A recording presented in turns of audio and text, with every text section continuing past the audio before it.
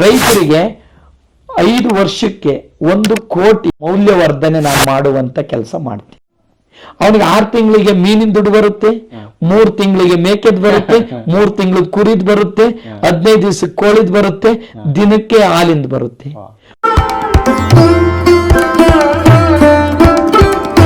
ಸ್ನೇಹಿತರೆ, ಈ ಮಠದ ಧರ್ಮಪೀಠವನ್ನು ಹೊತ್ತಿರುವಂತಹ ಶ್ರೀ ಬಸವರಾಮಾನಂದ ಸ್ವಾಮಿಗಳು ಇವತ್ತು ನಮ್ಮ ಜೊತೆ ಇದ್ದಾರೆ. ಬನ್ನಿ ಅವ್ರನ್ನ ಬರಮಾಡಿಕೊಳ್ಳೋಣ ಈ ಚಿತ್ರೀಕರಣಕ್ಕೆ. ಗುರುಗಳೇ ಶರಣು. ಎಲ್ಲ ವೀಕ್ಷಕರಿಗೆ ವನಕಲ್ಲು ಮಲ್ಲೇಶ್ವರ ಆಶ್ರಮದ ವತಿಯಿಂದ ಶರಣು ಶರಣಾರ್ಥಿಗಳು. ಈ ವನಕಲ್ಲು ಮಲ್ಲೇಶ್ವರ ಕ್ಷೇತ್ರವು ಬಹಳ ಪುರಾತನವಾದದ್ದು.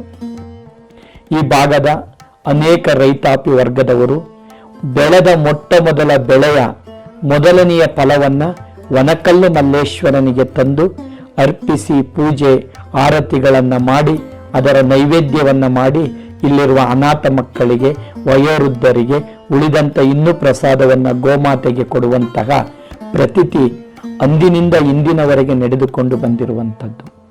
ಈ ಕ್ಷೇತ್ರ ಒಂದು ವಿಶೇಷ ವಿಭಿನ್ನವಾದ ಕ್ಷೇತ್ರ. ಅದು ಗವ್ಯಾಂತರ ದೇವಾಲಯ. ಈಶ್ವರನ ಜೊತೆ ಗಂಗೆ ಇರುವಂಥದ್ದನ್ನು ನೋಡಿದ್ದೇವೆ, ಈಶ್ವರನ ಜೊತೆಗೆ ಗೌರಿ ಇರುವಂಥದ್ದನ್ನು ನೋಡಿದ್ದೇವೆ. ಆದರೆ ಗಂಗೆ ಗೌರಿ ಇಬ್ಬರು ಒಟ್ಟಿಗೆ ಈಶ್ವರನ ಜೊತೆಯಲ್ಲಿರುವಂತಹ ಏಕೈಕವಾದ ದೇವಸ್ಥಾನ ಇದು. ಬಹಳ ಪುರಾತನವಾದದ್ದು. ಒಂದು ಚಂದಲ್ಲಿ ಹೇಳ್ತಾರೆ, ನೆಂಬರು ನೆಚ್ಚರು, ಬರಿದೆ ಕರೆವರು, ನೆಂಬಲರಿಯರು ಈ ಲೋಕದ ಮನುಜರು, ನಂಬಿ ಕರೆದಡೆ ಓ ಎನ್ನನೆ ಶಿವನು, ನೆಂಬದೆ ನೆಚ್ಚದೆ ಬರಿದೆ ಕರೆವರ ಕೊಂಬಿ ಮೆಟ್ಟಿ ಕೂಗೆಂದ ಕೂಡಲ ಸಂಗಮ ದೇವ. ಯಾರು ನಂಬಿಕೆಯನ್ನ ಇಡ್ತಾರೋ ಆ ನಂಬಿಕೆಯ ದೈವ ಅನ್ನುವಂಥದ್ದು. ಅಲ್ಲಿ ಇಲ್ಲಿ ಹುಡುಕಲೇಕೆ ಕಳ್ಳನೇನು ದೇವರು, ಕಂಚು ಗಂಟೆಯ ಬಡಿದು ಕೂಗಿದರೆ ಕಿವುಡನಲ್ಲ ದೇವರು ಅಂತ ನಮ್ಮ ಜಾನಪದರು ಹೇಳ್ತಾರೆ. ಆ ನಂಬಿಕೆಯೇ ನಿಜವಾದ ದೇವರು. ಆ ನಂಬಿಕೆಯಿಂದ ಎಲ್ಲ ಭಕ್ತರು ಪ್ರಸಾದ ಮಾಡುವಾಗ ಮಳೆಯಲ್ಲೇ ನೆನೆಕೊಂಡು ಪ್ರಸಾದವನ್ನ ಮಾಡಿದಂಥದ್ದನ್ನ ನಾವು ನೋಡ್ತೀವಿ. ಈ ಒಂದು ಅದ್ಭುತವಾದಂತಹ ದೃಶ್ಯ ಏನಪ್ಪಾ ಅಂದ್ರೆ, ಎಲ್ಲ ಭಕ್ತರು, ನಿಮಗೊಂದು ವಿಶೇಷ, ಪಂಚ ಪಾಂಡವರು 1 ದಿವಸ ಅಜ್ಞಾತವಾಸವನ್ನ ಮಾಡಿದ್ದು ಇದೇ ಕ್ಷೇತ್ರದಲ್ಲಿ. ಆಯಗ್ರೀವನ ಅಂತ ಕರೀತಾರೆ. ಯಗ್ಗುಂದ ಅಂದ್ರೆ ಕುದುರೆಗಳನ್ನ ಕಟ್ಟುವಂತಹ ನಕುಲ ಸಹದೇವರು ಕುದುರೆಯನ್ನ ಈ ಯಗ್ಗುಂದದಲ್ಲಿ ಕಟ್ಟಾಕಿದ್ರು. ಈಗಲೂ ಗವಿ ಇದೆ, ಇಲ್ಲೂ ಗವಿ ಇದೆ. ಪ್ರತಿ ಅಮಾವಾಸ್ಯೆ ಹುಣ್ಣಿಮೆಗೆ ವನಕಲ್ಲು ಮಲ್ಲೇಶ್ವರನ ದರ್ಶನವನ್ನ ಮಾಡುವುದಕ್ಕೆ ಬರುವಂಥದ್ದು. ಒಂದು ಸಲ ಈ ಭಾಗದಲ್ಲಿ ಸುಮಾರು ದಿನಗಳ ಹಿಂದೆ ಬೂದಿ ರೋಗ ಅಂತ ಗಿಡಗಳಿಗೆ ರೋಗ ಇತ್ತು. ಗಿಡಗಳಿಗೆ ರೋಗ, ಅದಕ್ಕೆ ಬೂದಿ ರೋಗ ಅಂತ. ಅದು ಔಷಧಿ ಸಿಂಪಡಿಸದೆ ಅದನ್ನ ವಾಸಿ ಮಾಡೋದು ಹೇಗೆ ಅನ್ನುವಂಥದ್ದು ಎಲ್ಲರೂ ಭಕ್ತರು ವನಕಲ್ಲು ಮಲ್ಲೇಶ್ವರನಿಗೆ ನಡ್ಕೊಳ್ಳುವಂಥದ್ದು. ಇಲ್ಲಿಗೆ ಬಂದು ಅವರೆಲ್ಲ ಹರಕೆ ಮಾಡಿ ಪೂಜೆಯನ್ನ ಮಾಡಿ ಆ ಬೂದಿ ರೋಗದ ಕಾಯಿಲೆ ನಮ್ಮ ಹೊಲದಾಗಿರೋದು ಹೋಗ್ಬೇಕು ಅಂದ್ಬಿಟ್ಟು ಇಲ್ಲಿದ್ದ ತೀರ್ಥವನ್ನ ತೆಗೆದುಕೊಂಡೋಗಿ ಅವರ ಹೊಲಗಳಿಗೆ ಸಿಂಪಡಿಸಿದಾಗ ಆ ರೋಗ ಹೋಗಿರುವಂಥದ್ದು. ಸುತ್ತಮುತ್ತ ಹಳ್ಳಿಯ ಭಕ್ತರೇ ಅದಕ್ಕೆ ಸಾಕ್ಷಿ ವ್ಯಕ್ತಿ ಅನ್ನುವಂಥದ್ದು.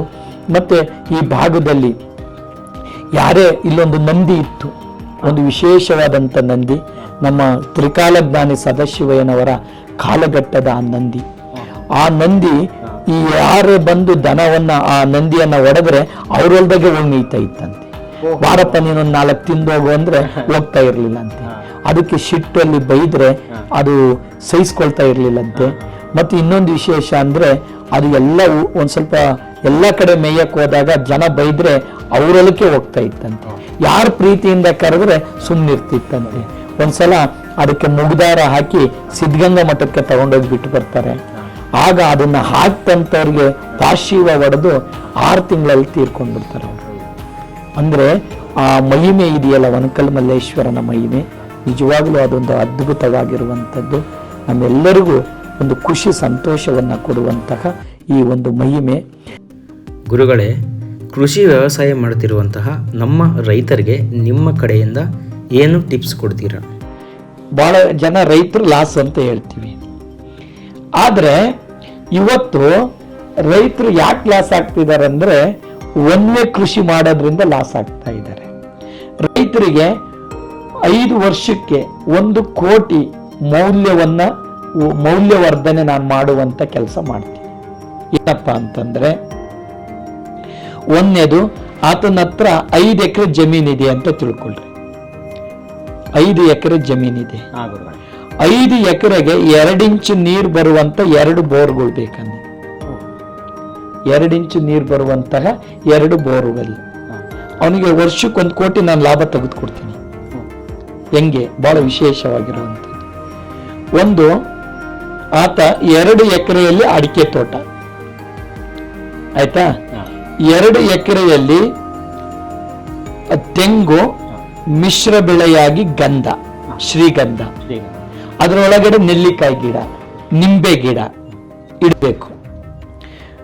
ನಿಂಬೆ ಗಿಡಕ್ಕೆ 20 ವರ್ಷ ಆಯುಷ್ಯು, ನೆಲ್ಲಿಕಾಯಿ ಗಿಡಕ್ಕೆ 28ರಿಂದ 30 ವರ್ಷ ಆಯುಷ್ಯು, ತೆಂಗಿಗೆ 100 ವರ್ಷ ಆಯುಷ್ಯು.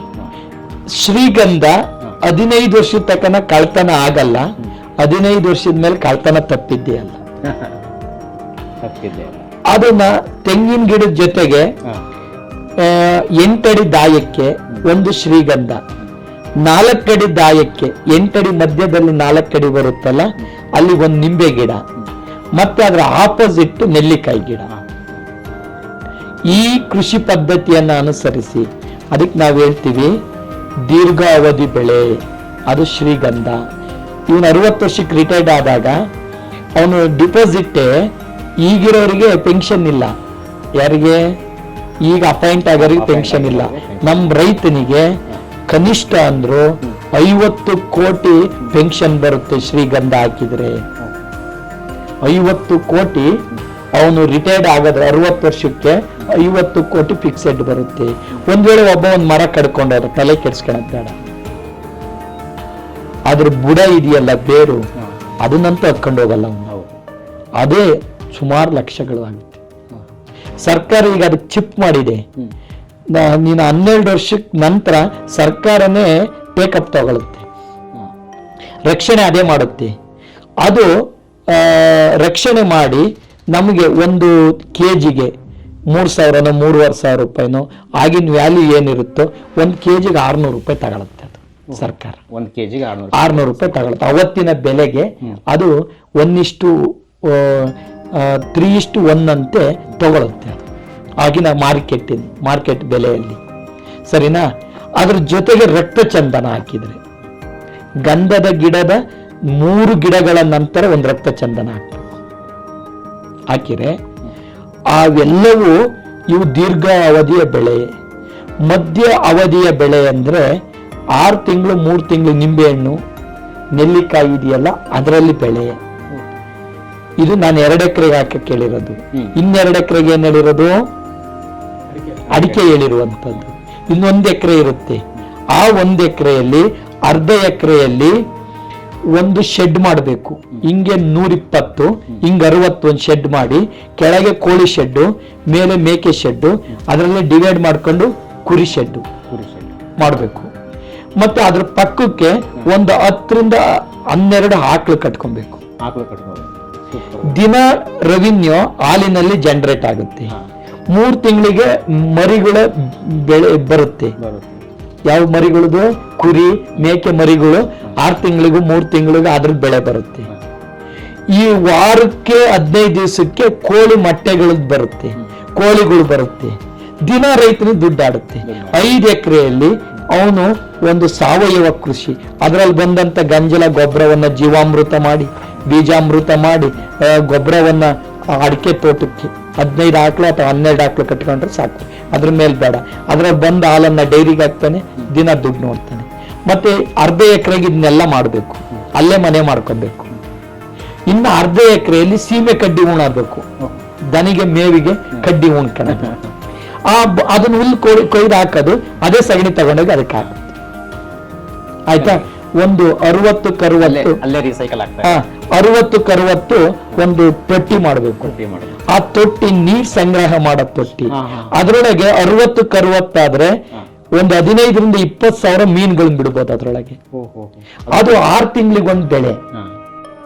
ಅವನಿಗೆ 6 ತಿಂಗಳಿಗೆ ಮೀನಿನ ದುಡ್ಡು ಬರುತ್ತೆ, 3 ತಿಂಗಳಿಗೆ ಮೇಕೆದ್ ಬರುತ್ತೆ, 3 ತಿಂಗಳಿಗೆ ಕುರಿದ್ ಬರುತ್ತೆ, 15 ದಿವಸಕ್ಕೆ ಕೋಳಿದ್ ಬರುತ್ತೆ, ದಿನಕ್ಕೆ ಹಾಲಿಂದ ಬರುತ್ತೆ, ವರ್ಷಕ್ಕೆ ಅಡಿಕೆದ್ ಬರುತ್ತೆ, ಇನ್ನೊಂದು ವರ್ಷ ಒಂದು 8 ತಿಂಗಳು 9 ತಿಂಗಳಿಗೆ ತೆಂಗಿನಕಾಯಿದು ಬರುತ್ತೆ, 3 ತಿಂಗಳದ್ದು ನಿಂಬೆಹಣ್ಣಿನ ಬರುತ್ತೆ, 6 ತಿಂಗಳು ನೆಲ್ಲಿಕಾಯಿದು ಬರುತ್ತೆ. ಸೂಪರ್. ಜಾಗನ ನಾವು ಎಷ್ಟು ಚೆನ್ನಾಗಿ ಅಂದ್ರೆ ವಿಧ ವಿಧವಾಗಿ ಯೂಸ್ ಮಾಡ್ಕೋಬಹುದು, ಉಪಯೋಗಿಸ್ಕೋಬಹುದು ಅನ್ನೋದಕ್ಕೆ ನೋಡಿ ಇಷ್ಟೆಲ್ಲ ಕಾರಣಗಳಿದೆ. ಅವನು ಒಂದು ವರ್ಷಕ್ಕೆ 1 ಕೋಟಿ ಉಳಿಸ್ತಾನೆ. ಸೂಪರ್. ಖಂಡಿತ ಉಳಿಸ್ತಾನೆ. ಆಮೇಲೆ ಅವ್ನ ಪೆನ್ಷನ್ ಬರುತ್ತಲ್ಲ ಗಂಧದ ಗಿಡದಲ್ಲಿ, ಆಮೇಲೆ ಆ ಗಂಧದ ಸೊಪ್ಪನ್ನೇ ಮೇಕೆ ಕುರಿಗೆ ಹಾಕ್ಬೋದು, ರಕ್ತ ಚಂದನದ್ದು ಹಾಕ್ಬೋದು, ಗಂಧದ್ದು ಹಾಕ್ಬೋದು. ಮತ್ತೆ ತೆಂಗಿನ ಮಟ್ಟೆ ಬೀಳುತ್ತಲ್ಲ, ಮನೆಗೆ ಸೌದೆಗೆ ನೀರಿನೊಳಗೆ ಇಟ್ಕೊಬಹುದು. ಆ ಗರಿಯನ್ನ ಸೀಳಿ ಅದ್ರ ತರಕೆ ಮಾಡ್ಬೋದು. ಮತ್ತೆ ವೇಸ್ಟ್ ಆದ್ರೆ ಮಿಷಿನ್ ಕೊಟ್ರೆ ಗೊಬ್ಬರ ಆಗುತ್ತೆ. ವೇಸ್ಟ್ ಆದ್ರೆ ಅದು ಗೊಬ್ಬರ ಆಗುತ್ತೆ. ಅಡಿಕೆ ಪಟ್ಟೆ ಇದೆಯಲ್ಲ, ಅಡಿಕೆ ಪಟ್ಟೆ ಎಲೆಯನ್ನ ತಗೊಂಡ್ರೆ ಊಟದ ಎಲೆ ಮಾಡ್ಬೋದು. ಅದಕ್ಕೆ 2 ಮಿಷಿನ್ ಹಾಕೊಂಡು ಮನೆಯಲ್ಲಿ ಒಬ್ಬ ಮಗ ಇದ್ರೆ ಅವನಿಗೆ ಟ್ರೈನಿಂಗ್ ಕೊಡ್ಬೋದು. ಅದರಲ್ಲಿ ಖರ್ಚು ದುಡ್ಡಾಗುತ್ತೆ. ಅದ್ರದ್ದು ಏನು ಗರಿ ಇರುತ್ತಲ್ಲ, ಅಲ್ಲೇ ಒಂದು ಮಿಷಿನ್ ಕೊಟ್ರೆ ಅದೇ ಗೊಬ್ಬರ ಆಗುತ್ತೆ. ಅದಕ್ಕೆ ನಮ್ಮ ಗೋಮಾತೆ ಹೇಳುತ್ತೆ, ಇಟ್ಟರೆ ಸಗಣಿಯಾದೆ, ತಟ್ಟಿದರೆ ಕುರುಳಾದೆ, ಮೇಲೆ ಹಾಕಿದರೆ ಗೊಬ್ಬರವಾದೆ, ನೀನ್ಯಾರಿಗಾದೆ ಎಲೆ ಮಾನವ ಹರಿಹರಿ ಗೋವನ. ಹಾಗಾಗಿ ಆದರ್ಶ ಕೃಷಿಕನಾಗಬೇಕು ಎಂದರೆ ಈ ರೀತಿಯ ತತ್ವವನ್ನು ಅಳವಡಿಸಿದೆ. ಇದು 1 ಕೋಟಿ ಲಾಭದ ಹೇಳಿದ್ದು. ಅದರಲ್ಲಿ 2.5 ಎಕರೆ ಇದ್ರೆ 50 ಲಕ್ಷ, 2 ಎಕರೆ ಇದ್ರೆ 25 ಲಕ್ಷ, 1 ಎಕರೆ ಇದ್ರೆ 10 ಲಕ್ಷ. ಖರ್ಚೆಲ್ಲ ತೆಗೆದು ಉಳಿಸ್ಬೋದು. ಇದು ಸಂಪೂರ್ಣ ಕೃಷಿಯನ್ನ ಮಾಡಿದ್ರೆ, ನಾನು ಹೇಳಿದ್ದೆಲ್ಲವನ್ನ ಜೋಡಿಸ್ಕೊಂಡ್ರೆ ಅವನಿಗೆ ಲಾಭ ಇದೆ. ನಮ್ಮ ರೈತರು ಕ್ವಶನ್ ಕೇಳಬಹುದು. ತಮ್ಮೆಲ್ಲರಿಗೂ ಶರಣಾರ್ಥಿ.